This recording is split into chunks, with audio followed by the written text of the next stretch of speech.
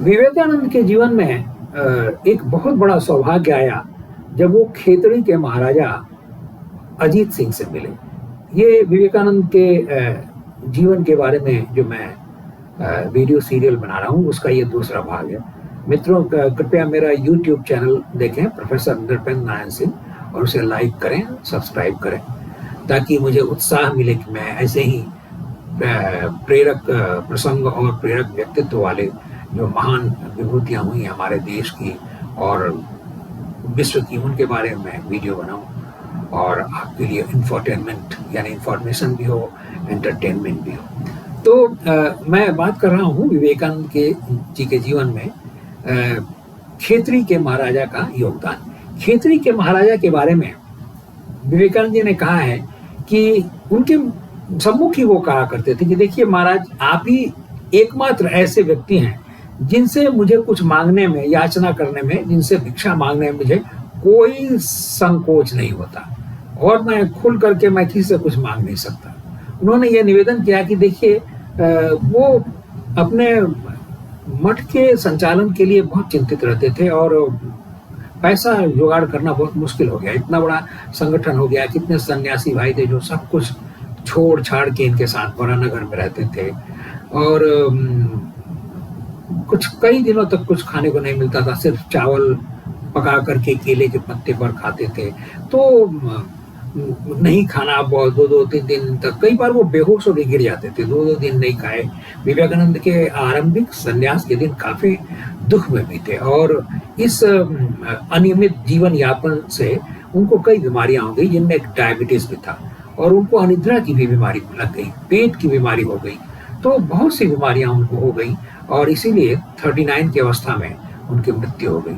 उनके जो मानसिक क्लेश था उसका एक बहुत बड़ा जो सारे उनकी तकलीफें थी, उनमें 2-3 तकलीफ जो है उनको बहुत ही भीतर ही भीतर सालती थी। एक थी कि उनके भाई महेंद्र नाथ दत्ता जो है हठात 6 साल के लिए घर परिवार की जिम्मेदारी छोड़ के बाहर चले गए और यूरोप वगैरह की टूर करते हुए बाहर दुर्गम जगहों को घूमते घामते वो विवेकानंद की जब मृत्यु हो गई तो उसके कुछ दिनों बाद वो वापस कलकत्ता आए। तो विवेकानंद जी उनसे बहुत क्षुब्ध थे। अपने भाई को, महेंद्रनाथ को, कहा करते थे कि इतना काबिल होने के बावजूद वो परिवार के किसी काम नहीं आया और उनकी माता बहुत दुखी थी महेंद्रनाथ के इस काम से कि वो घर छोड़ करके और वो चले गए। तो उनके परिवार पर एक दूसरी विपत्ति ये आई कि महेंद्रनाथ जो थे विवेकानंद के 6 साल छोटे भाई, वो कोई जिम्मेदारी नहीं उठाए, 6 साल वो बाहर रहे। तो महेंद्रनाथ जी के बाद को विवेकानंद ने कहा कि वो स्वार्थी है और सिर्फ अपना स्वार्थ देखता है, और उसने परिवार के मेरे बाद उसको देखना चाहिए था। तो ये महेंद्रनाथ भी बहुत ही इंटरेस्टिंग व्यक्तित्व थे।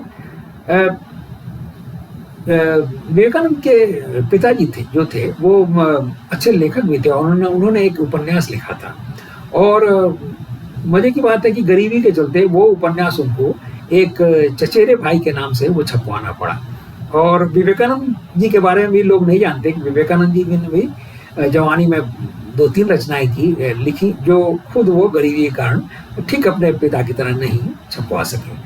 एक तो उन्होंने एक गीतों के किताब की रचना, कई गीत लिखे थे उन्होंने, गाने लिखे थे, गीत लिखे थे और वो नहीं छपा सके उसको। एक उन्होंने how to speak in English, अंग्रेजी में डायलॉग की किताब लिखी, how to talk in English, ऐसा एक पुस्तक उन्होंने लिखी थी और कुछ उन्होंने ट्रांसलेशन किए थे इंग्लिश से बंगला, बंगला से इंग्लिश। तो इन किताबों को वो अपने अर्थाभाव के चलते नहीं छपवा सके और उन्हें दूसरों के नाम से छपवाना पड़ा और जिसका कृतित्व तो दूसरे ले गए। तो उनको उसके लिए पैसे भी बहुत कम मिले। तो विवेकानंद जी का जीवन ऐसे ही दुर्भाग्य से भरा हुआ था और कुछ ऐसी बातें हुई जिससे उनको जो फॉर्चुनेटली अनफॉर्चुनेटली कहें कि देश के हित में अच्छा हुआ कि वो निकल पड़े घर द्वार छोड़ करके और देश सेवा करने लगे। लेकिन विवेकानंद जी को सबसे बड़ा दुख हुआ कि उन्हीं के संबंधियों ने बहुत सारे केस मुकदमे किए और उन्हें जीवन भर सताया। अगर ये केस मुकदमे नहीं होते तो वो इतना बीमार नहीं पड़ते और शायद कुछ दिन और जिंदा रहते। तो विवेकानंद जी का दुर्भाग्य था कि उन्हीं के परिवार के लोगों ने उन पर काफी सारे मुकदमे कर रखे थे। और उस जमाने में जब पैसे 2000-3000 रुपए वो अपने लेक्चर से या अपने किसी तरह से वो मांग करके किसी खेती के महाराजा से और अन्य सोर्स से वो अपने परिवार में भेजा करते थे जब भी किसी मुकदमे का दिन आता था। तो मुकदमेबाजी में उनको ठीक मरने के पहले उन्होंने सुलह वगैरह हुआ और वो इस तरह जो है शांति से मर सके। तो मैंने उनके पिताजी के बारे में बताया कि वो साहित्य प्रेमी थे। उनकी माता जी उतनी पढ़ी लिखी नहीं थी, लेकिन बहुत ही कुशाग्र बुद्धि थी, उनकी बुद्धि बड़ी तेज थी और उनका गला बहुत सुंदर था और वो भजन गाया करती थी। और विवेकानंद जी उनका भी गला बहुत सुंदर था। विवेकानंद जी बहुत सुंदर गाते थे और उन्होंने कई बार वो इतना सुंदर गाते थे कि उनके गुरु रामकृष्ण परमहंस जी वो ध्यानमग्न हो जाते थे जब भी वो भजन गाते थे। तो और उनके गुरु रामकृष्ण परमहंस देव जी उनको निवेदन करते थे कि वो गाएं। तो उनकी माता बहुत ही कुशाग्र बुद्धि थी और वो एक बार कोई गीत सुन करके उनको याद हो जाता था। तो ये स्मरण शक्ति माने गजब की स्मरण शक्ति थी माता उनकी, जो भुवनेश्वरी देवी उनकी माता का नाम था। और भुवनेश्वरी देवी और उनके पिता का नाम था विश्वनाथ दत्ता।